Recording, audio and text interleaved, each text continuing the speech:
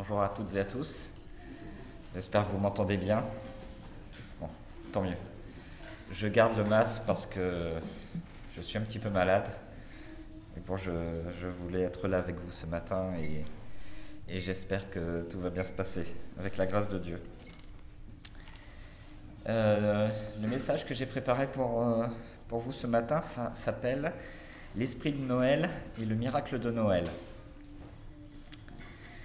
Si vous allumez la télé en ce moment, si vous zappez sur les différentes chaînes de la TNT, vous n'arriverez pas à échapper au téléfilm américain de Noël. Il tourne en boucle et les films l'ont fait remarquer depuis le mois d'octobre. Ils anticipent beaucoup. Dans ces films, le scénario est toujours le même. Ça se passe dans une petite ville tranquille, loin du tumulte de la capitale ou des grandes métropoles. Une ville où tout le monde se connaît, mais qui vit une période difficile. C'est un deuil, ou c'est la solitude d'une personne, la faillite d'une entreprise ou des difficultés financières, un conflit entre plusieurs familles ou au sein d'une même famille, ou tout simplement une rupture amoureuse. Et comme l'intrigue se passe en décembre, le contexte de l'histoire menace les fêtes de Noël. Et tous les films sont pareils, c'est toujours la même intrigue. En cuisine, on dirait qu'on y retrouve toujours les mêmes ingrédients, à tel point que si vous connaissez la recette, vous aussi vous pourriez écrire le scénario d'un film de Noël. C'est pas compliqué. On ajoute un petit peu de neige, pour l'ambiance bien sûr, de Noël. On n'oublie pas d'ajouter quelques enfants dans le casting, pour ajouter une petite touche d'innocence. Et puis on ajoute des gens un petit peu méchants. Alors, mais pas trop, hein. Et puis, là aussi, on ajoute un peu de réflexion morale. Pas trop non plus, hein. Et, aux surprises, comme au théâtre, apparaît un Deus ex machina. En français, Deus ex machina pourrait se traduire par Dieu qui sort de la machinerie du décor. C'est une technique théâtrale qui prévoit qu'à un moment donné, sortant de nulle part, apparaît sur la scène du théâtre Dieu ou une autre puissance quelconque, et cette intervention va tout changer radicalement, sans qu'il y ait aucune explication logique. Alors, dans ces téléfilms américains, ce Dieu qui sort de la machinerie prend souvent la forme du Père Noël. Mais il prend parfois aussi l'absence de forme, j'allais dire prend une forme absente. Non, enfin, il n'y a pas de forme. Tout d'un coup, on ne sait pas trop bien pourquoi, il y a un esprit de Noël qui apparaît, et puis tout d'un coup, tout va bien. Tout se résout. Mais dans ces films, jamais Dieu ou Jésus ne sont évoqués. Alors c'est un tel phénomène qu'il y a des spécialistes qui se sont un peu penchés là-dessus, et qui ont estimé que regarder ce genre de film avait un effet positif sur notre cerveau, parce que ça crée des réactions chimiques, ça engendre de la dopamine et de l'ocytocine, qui sont les hormones du bonheur. Et puis tous ces films nous rappellent nos souvenirs d'enfance, et ça nous rend joyeux et un petit peu nostalgiques. En fait, tous ces films, je ne sais pas si vous êtes fan de ce genre de film, reposent sur une idée. C'est qu'il y a une ambiance particulière à la fin de l'année, qu'il y a un esprit de Noël présent, on ne sait pas trop où, quelques jours en décembre, et puis que cet esprit Noël crée de la magie, et que cette magie engendre un miracle, le fameux miracle de Noël. Il existe bien un esprit de Noël et un miracle de Noël dont je voudrais vous parler ce matin. Car les films dont je vous parle, ils s'inspirent du vrai esprit de Noël. Alors ils le détournent, et pour la plupart, ils effacent complètement celui qui a réalisé le premier miracle de Noël. Vous savez de qui je parle ? Oui. Oui, c'est Dieu qui a réalisé le premier et le vrai miracle de Noël. Et c'est Jésus qui en a été le principal acteur. Et l'esprit de Noël, en fait, il est en nous, c'est le Saint-Esprit. Dieu le Père, Jésus le Fils et le Saint-Esprit sont les vrais protagonistes du miracle de Noël. Le miracle de Noël, c'est avant tout la nativité, avec un N majuscule. Ce mot évoque spécifiquement la naissance de Jésus. Et dans la première partie de mon message, nous allons voir en quoi la naissance de Jésus a été l'occasion de nombreux miracles. Et puis dans la deuxième partie, je vous dirai pourquoi le miracle de la nativité s'est transformé en miracle de Noël pour la durée des temps.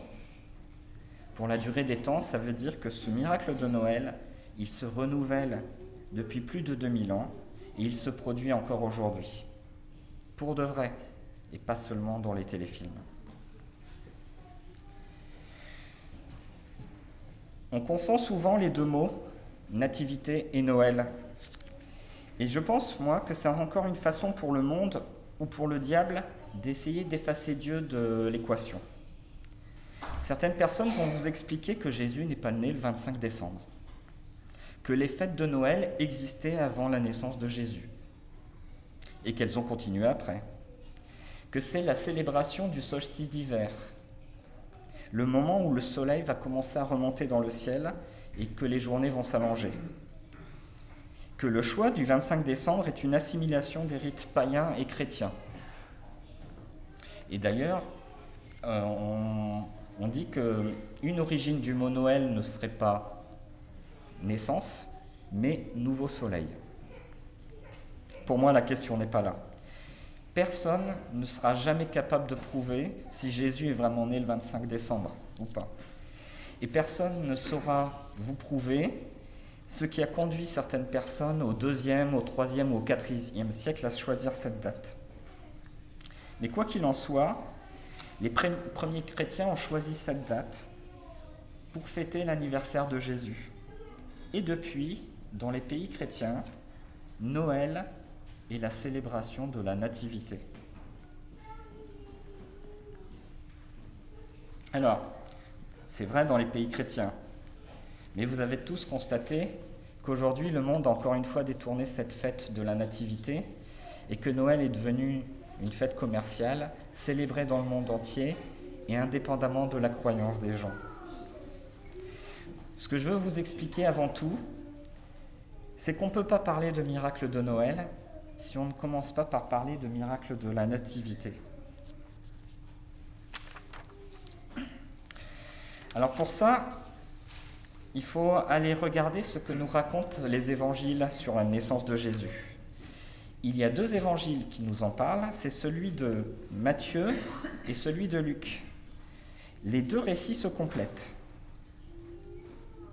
Celui de Matthieu est concentré sur la naissance de Jésus, celui de Luc est un petit peu plus large et commence à raconter la période de la naissance de Jésus 15 mois auparavant.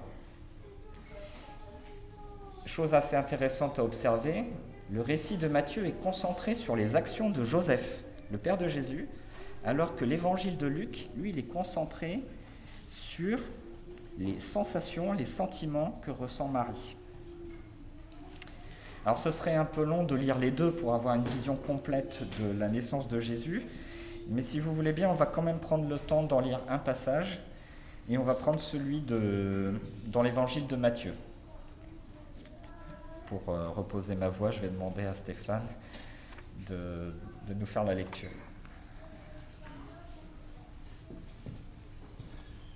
Donc l'évangile de Matthieu, chapitre 1, verset 18. Voici de quelle manière arriva la naissance de Jésus-Christ. Marie, sa mère, était fiancée à Joseph. Or, avant qu'ils aient habité ensemble, elle se trouva enceinte par l'action du Saint-Esprit. Joseph, son fiancé, qui était un homme juste et qui ne voulait pas l'exposer au déshonneur, se proposa de rompre secrètement avec elle. Comme il y pensait, un ange du Seigneur lui apparut dans un rêve et dit « Joseph, descendant de David, n'aie pas peur de prendre Marie pour femme, car l'enfant qu'elle porte vient du Saint-Esprit. Elle mettra au monde un fils, et tu lui donneras le nom de... » Ah, c'est bien, il y a quelques-uns qui suivent. Le nom de Jésus. car c'est lui qui sauvera son peuple de ses péchés. Tout cela arriva afin que s'accomplisse ce que le Seigneur avait annoncé par le prophète. La Vierge sera enceinte, elle mettra au monde un fils, et on l'appellera Emmanuel, ce qui signifie Dieu avec nous. À son réveil, Joseph fit ce que l'ange du Seigneur lui avait ordonné, et il prit sa femme chez lui. Mais il n'eut pas de relation conjugale avec elle, jusqu'à ce qu'elle ait mis au monde un fils, premier-né, auquel il donna le nom de Jésus. Chapitre 2. Jésus naquit à Bethléem, en Judée, à l'époque du roi Hérode. Or, des mages venus d'Orient arrivèrent à Jérusalem et dirent : « Où est le roi des Juifs ?» Tiens, moi aussi.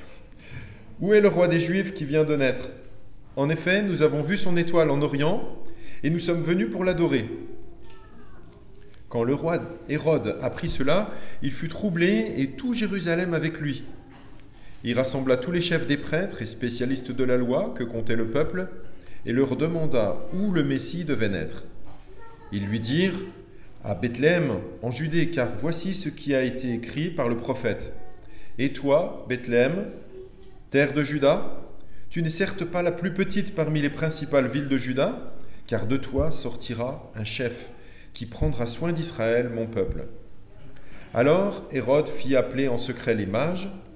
Il s'informa soigneusement auprès d'eux du moment où l'étoile était apparue, puis il les envoya à Bethléem en disant : « Allez prendre des informations exactes sur le petit enfant. Quand vous l'aurez trouvé, faites-le moi savoir, afin que j'aille moi aussi l'adorer. » Après avoir entendu le roi, ils partirent. L'étoile qu'ils avaient vue en Orient allait devant eux jusqu'au sommet où, arrivée au-dessus de l'endroit où était le petit enfant, elle s'arrêta. Quand ils aperçurent l'étoile, ils furent remplis d'une très grande joie. Ils entrèrent dans la maison, virent le petit enfant avec Marie, sa mère, se prosternèrent et l'adorèrent.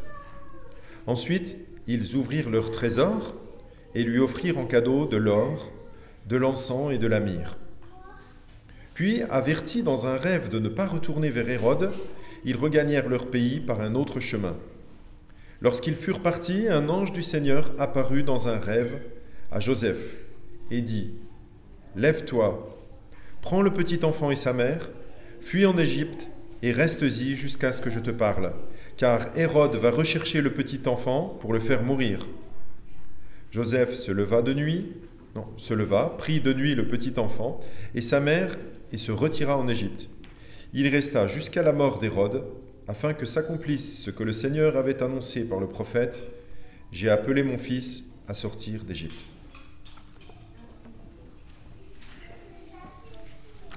On connaît tous cette histoire, même les petits, même les enfants connaissent l'histoire de Jésus qui est né à Bethléem, l'histoire des rois mages qui sont venus le visiter.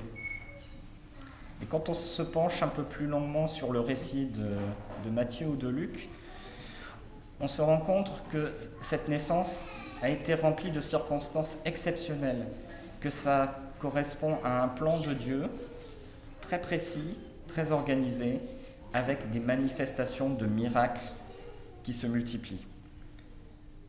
J'en ai noté 4, moi, de types de miracles. Il y a l'intervention des anges. Il y a des phénomènes naturels uniques. Il y a l'accomplissement des prophéties. Et il y a la manifestation du Saint-Esprit. Alors, séparément, ces miracles-là, on les rencontre dans d'autres circonstances. Mais là, au moment de la naissance de Jésus, ils sont tous réunis pour converger vers la naissance de Jésus. L'intervention des anges. Stéphane vient de le lire dans l'évangile de Matthieu. Alors la Bible, elle évoque l'intervention des anges en d'autres circonstances, mais ce n'est pas si fréquent que ça finalement. Elle l'évoque dans le cas de Lot, qui a fui Sodome. Elle l'évoque aussi une fois avec Jacob. Et puis la Bible nous dit que c'est un ange de Dieu qui est apparu dans le buisson ardent à Moïse. Mais là, si vous notez bien en détail, il nous est dit qu'un ange apparut en rêve à Joseph pour le rassurer et qu'il ne congédie pas Marie. les mages sont avertis de ne pas retourner à Jérusalem. Alors Matthieu ne nous dit pas précisément que ce sont des anges, mais on peut le supposer. Et puis de nouveau, un ange apparaît en rêve à Joseph pour qu'il fuit l'Égypte. Et puis de nouveau, pour qu'il revienne en Israël. Et puis à la fin, au retour d'Égypte, de nouveau, un ange apparaît à Joseph pour lui dire de ne pas s'installer en Judée. Si on regarde ce que Luc raconte, on va retrouver les mêmes circonstances. Luc va nous parler de l'ange Gabriel qui apparaît à Zacharie pour annoncer la naissance de Jean-Baptiste. L'ange Gabriel qui apparaît à Marie pour annoncer la naissance de Jésus. Et puis, le summum de l'intervention des anges, c'est quand un ange vient annoncer aux bergers que Jésus est né à Bethléem. Et que nous dit Luc? Qu'une foule d'anges de l'armée céleste se joignit au premier ange. Ils adressaient des louanges à Dieu et disaient « Gloire à Dieu dans les lieux très hauts, paix sur la terre et bienveillance parmi les hommes ». À ce moment-là, Dieu a vraiment lancé une foule d'anges, une armée d'anges sur la terre pour célébrer la naissance de Jésus. Le deuxième type de miracle que moi j'ai noté, c'est les phénomènes, je dirais naturels. En tout cas, vous allez voir que c'est des phénomènes qui sortent du naturel. Il y a eu la grossesse d'Élisabeth, la cousine de Marie. Luc nous raconte qu'Élisabeth et Zacharie étaient d'un âge avancé et qu'ils n'avaient pas d'enfant parce qu'Élisabeth était stérile. Là, encore une fois, ce n'est pas un cas unique. On en connaît d'autres, des cas de personnes stériles ou de personnes qui étaient âgées, comme Sarah et Abraham, et qui ont eu un enfant sur le tard. Alors, Sarah et Abraham, c'était il y a 4500 ans. Ça fait loin. Il n'y a pas de trace de ces événements-là. Mais dans le cas d'Élisabeth et Zacharie, ce n'est pas tout à fait la même chose. Zacharie était un homme public. C'était un prêtre. Il avait été choisi cette année-là pour rentrer dans le temple du Seigneur. Donc toute la ville a été au courant de ces événements-là. Et je pense qu'ils ont même été notifiés par écrit dans les textes du temple, parce que Luc, 60 ans plus tard, quand il a écrit son évangile, il a eu connaissance de ces événements-là. Ensuite, il y a la grossesse de Marie. Là aussi, c'est un miracle qui sort du naturel. Alors, bien sûr, là, c'est un acte de foi. Je n'essaierai même pas de vous prouver ou de justifier que Marie était bien vierge. Mais en tout cas, c'était un miracle qui était annoncé par les prophètes, et en ça, c'était déjà quelque chose d'exceptionnel. Et puis le troisième miracle, c'est l'histoire de l'étoile qui a guidé les mages, dans ce que Stéphane nous a lu. Alors on a tendance à croire que les étoiles ne bougent pas dans le ciel. En fait, elles bougent, mais de façon quasi imperceptible. J'ai noté que l'étoile la plus mobile s'appelle l'étoile de Barnard. Et figurez-vous qu'elle bouge d'1 degré tous les 350 ans. Aujourd'hui, elle est là. Dans 350 ans, elle sera là. C'est impossible que ce soit une étoile de ce type-là qui ait guidé les mages. Alors des gens ont voulu expliquer le phénomène en disant non, c'était pas une étoile, c'était une comète. Alors là, c'est le contraire. Une comète, elle va trop vite. Une comète qui passe à proximité de la Terre va être visible à peu près une journée. Donc impossible que les mages aient pu suivre la comète pendant plusieurs jours. Alors, une dernière hypothèse que les gens évoquent, c'est que ce serait ni une étoile, ni une comète, mais une planète, l'étoile du Berger. L'étoile du Berger, c'est Vénus. Et il s'avère que Vénus est très illuminée le soir, et c'est elle qu'on voit en premier quand la nuit tombe. Sauf que Vénus, elle est visible tout le temps. Pourquoi tout d'un coup les mages se seraient-ils mis à suivre Vénus? Et puis une dernière chose, vous avez déjà entendu parler d'une comète ou d'une étoile qui bouge, s'arrête, puis rebouge, puis s'arrête? Parce que dans cette histoire Les mages suivent l'étoile jusqu'à Jérusalem. Et qu'est-ce qu'ils font à Jérusalem? Ils prennent le temps d'aller voir le roi Hérode. L'étoile, elle s'arrête, elle les attend. Ils sortent du palais d'Hérode, l'étoile se remet à bouger, et elle s'arrête à nouveau devant Bethléem. Enfin, voilà pourquoi, si on y regarde de plus près, ça peut paraître être des choses anodines, mais la naissance de Jésus a été entourée de beaucoup de miracles. Le troisième type de miracle, c'est l'accomplissement des prophéties. Je ne vais pas m'y attarder, on pourrait faire un message entier sur ces prophéties, sur ces prophéties. Stéphane en a lu quelques-unes. La Vierge sera enceinte et elle mettra au monde un fils et l'appellera Emmanuel. Et toi, Bethléem, terre de Juda, tu n'es certes pas la plus petite parmi les principales villes de Juda. Et sur le séjour de Joseph et Marie en Égypte, j'ai appelé mon fils à sortir d'Égypte. Enfin, le quatrième type de miracle que moi j'ai noté, c'est les manifestations ou les révélations du Saint-Esprit. Et là aussi, elles ont été extrêmement nombreuses. Jean-Baptiste se manifeste dans le ventre de sa mère, quand Marie vient la visiter. Et Élisabeth, immédiatement, est remplie du Saint-Esprit et se met à louer Dieu, nous dit l'évangile de Luc. À la naissance de Jean-Baptiste, cette fois-ci, c'est son père, Zacharie, qui est rempli du Saint-Esprit et qui se met à prophétiser. Et puis, le Saint-Esprit va se manifester auprès d'une personne lambda, à Jérusalem, un certain Siméon. C'était un vieux monsieur. Et Dieu lui avait promis qu'il ne mourrait pas tant qu'il ne verrait pas le Messie. Et puis un jour, le Saint-Esprit le force, entre guillemets, ou le pousse à aller au temple. Et c'est pile poil au moment où Marie et Joseph arrivent au temple pour présenter Jésus. Et donc, Siméon a l'occasion de voir Jésus. Et Luc nous parle enfin d'une vieille veuve qui s'appelle Anne et qui annonce publiquement aussi sa reconnaissance envers Dieu pour la naissance de Jésus, car le Saint-Esprit lui avait révélé qui était ce bébé.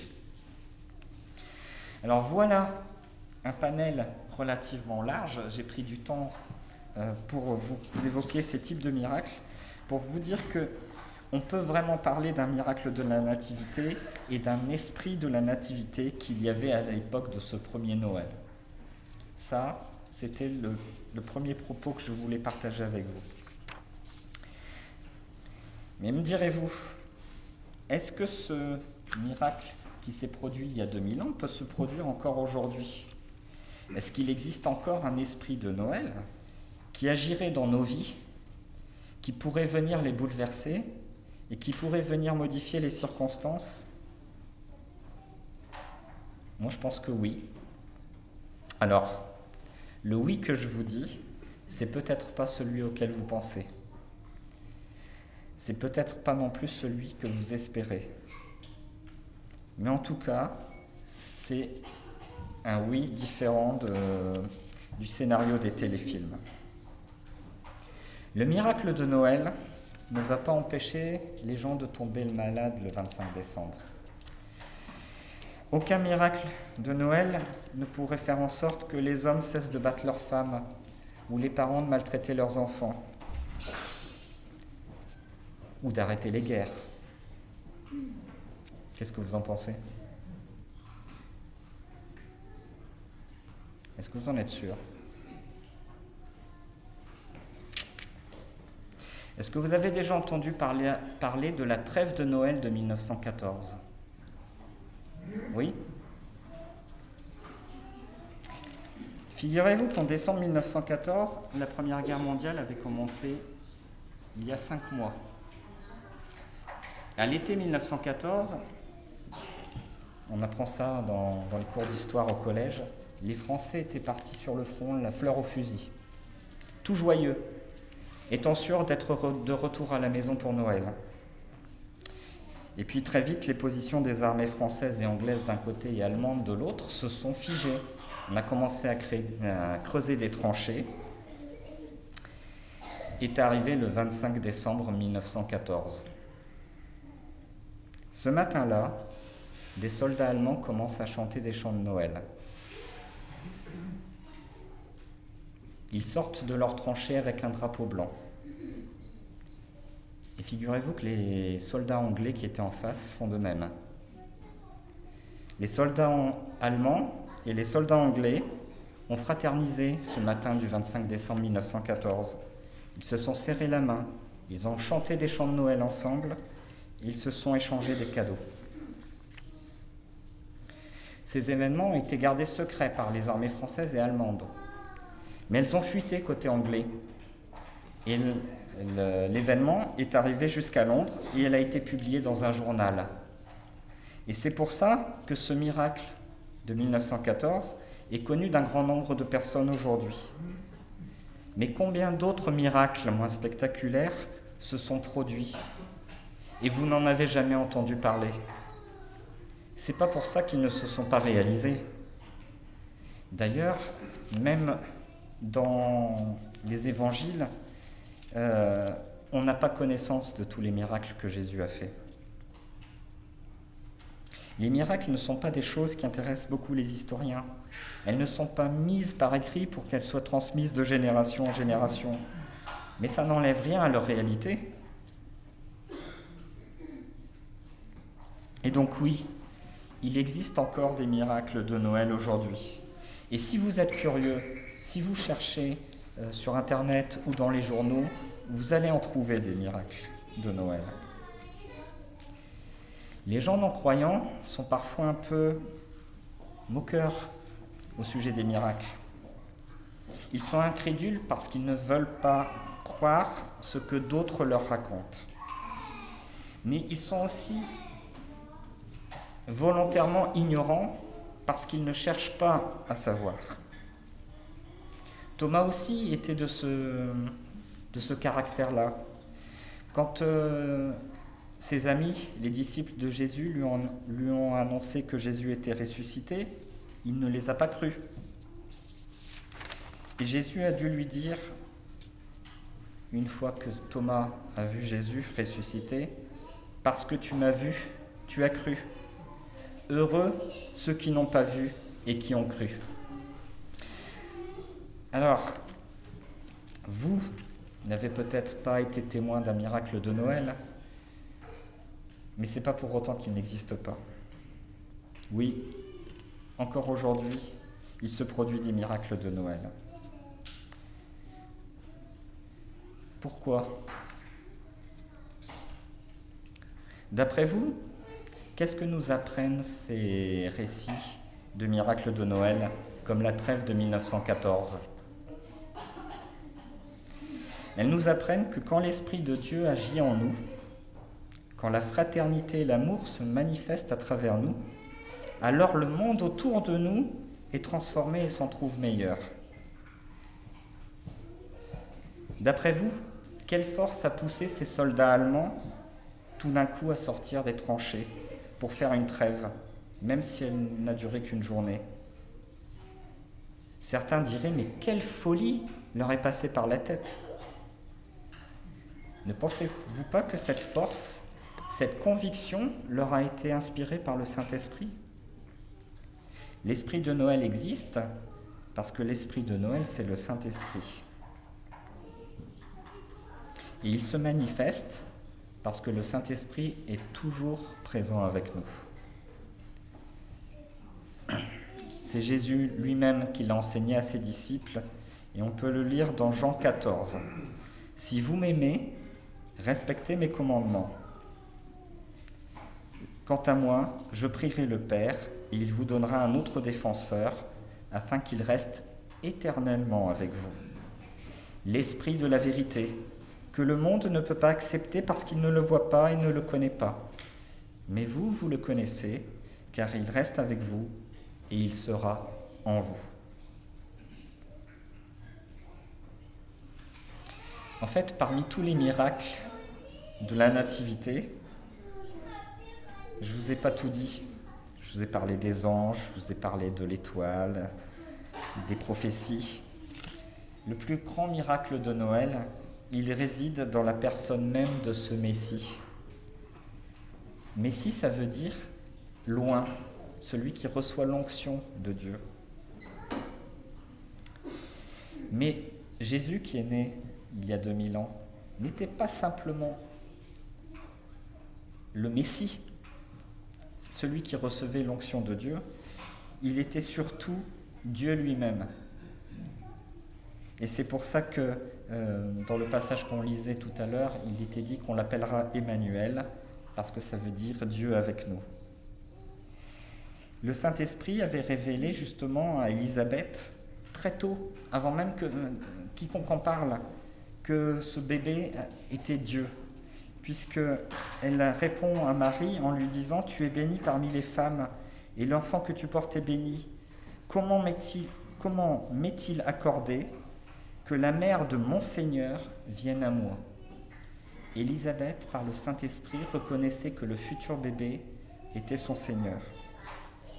Et de la même façon, Siméon, le vieux monsieur dont je vous parlais tout à l'heure qui est allé au temple, dit « Seigneur, tu laisses ton serviteur s'en aller en paix conformément à ta promesse, car mes yeux ont vu ton salut.